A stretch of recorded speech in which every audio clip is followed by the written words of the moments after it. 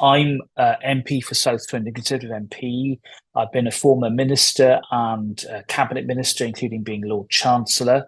And some months ago, after a request I made to the Prime Minister, I was given the task of chairing an independent review into autism and employment, and a review that focuses on the obstacles that many people face. As you rightly say, fewer than 3 in 10 adults have jobs. That's autistic adults. That's people with a diagnosis have any form of employment.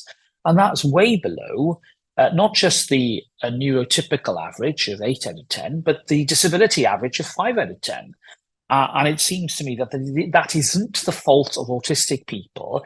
It's the fault of the system, and indeed the lack of awareness and knowledge that employers and the wider economy, I think, needs to have in order to realise the potential that you and I know autistic people have. So that is really the genesis of the review, and that's what we've been working on over the last few months. I don't believe we need to take years. We need to do this in months. And I want to get the report published in the autumn because I think we know a lot about what good practice looks like. And we also know about bad practice. And it's the job that I have, together with the team of civil servants and the DWP who are working with me, and the autism research charity Autistica, as well as the other organisations in the field.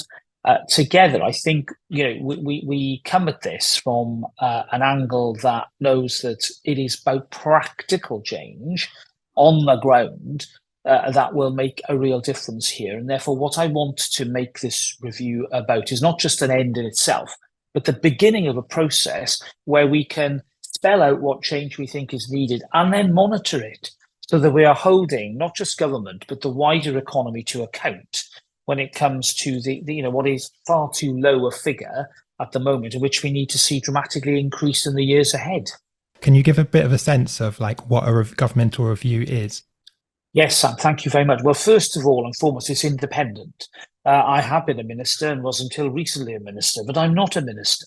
I'm an independent backbencher, conservative backbencher, independent of government, and therefore able to look objectively and sometimes critically at what has gone wrong as well as what is going right. And I hope this report won't pull its punches when it comes to some of the things that I think have not gone well and which we need to do better. And it's that independence that is so important to me and indeed to Autistica and the other organisations that have been helping with this review. It's my job to try and make sure that any recommendations that we make are implemented by government, but fundamentally, the independence of this process and its integrity is very, very important to me. And its review is based upon what people say, what their evidence is. And we've had a call for evidence, which has involved a lot of organisations with expertise in the field, other people as well with knowledge and lived experience of autism, and most importantly, autistic people themselves. My belief is that this has to be led by autistic people. Any changes have to be shaped by them, for them, with them. It's no good trying to do things to autistic people or for them without their involvement in shaping the architecture. And that for me has been a really important sort of mission, if you like, in all of this, to remember nothing about us without us. And that I hope will shine out from the report when it is finally published. I don't have a diagnosis of autism, and that's because I've never been diagnosed or tested. But plenty of people in the review do, and leaders of the review from Autistica are autistic themselves. And we have plenty of voices there, who are really making themselves heard. And I would like to think, when it's finished, this is going to be the product largely of autistic people themselves, designing something and doing something for the benefit of, other people in that situation. I'm not talking about it always as a problem, but as an opportunity and as potential, and as the new, whilst I've focused it on autism, this does have a wider neurodiverse application. And, I want to make it clear that my interest isn't just autism, it's neurodiversity generally. But I see a lot of parallels here with what we're doing with autism, which can help a lot of people with other conditions on the neurodiverse spectrum. I find that interesting in a way that the governmental review is framed as for autistic people. What was the rationale behind that when the literature does mention a neurodiversity in the neurodiverse community, but doesn't explicitly mention kind of people that are dyslexic or have ADHD or dyspraxic, which again, there's like overlap in terms of some of those needs. And I think the challenges in terms of obtaining and maintaining employment. No, there was a big debate about that. And, I certainly started on the basis of looking at the wider neurodiverse community. I think what we thought in the end was actually focusing on autism made the target, if you like, the focus of the review a really tight one, and one that could be managed well over a short period of time, but always with a ready acknowledgement that this was going to have applicability in other fields of neurodiversity. And ultimately, as the evidence has gone on, the real thing that's come home to me here is that we need a universality of approach. In other words, changes to be made, let's say, to an interview process that would affect everybody coming into the process, not just autistic people. Because here's the thing, Sam, there's a lot of people out there who are not diagnosed, who perhaps don't even realize that they might be on the spectrum, and we might never know.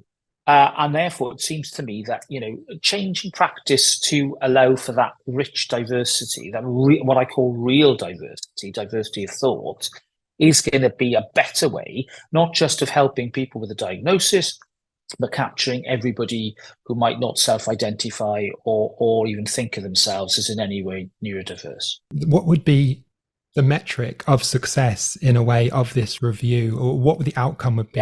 Yeah, really good questions. Okay, so the review, as I've said, is independent. I chair it, but I'm supported by a secretariat of senior civil servants at the Department of Work and Pensions, working alongside the team from Autistica, the leading UK research independent charity.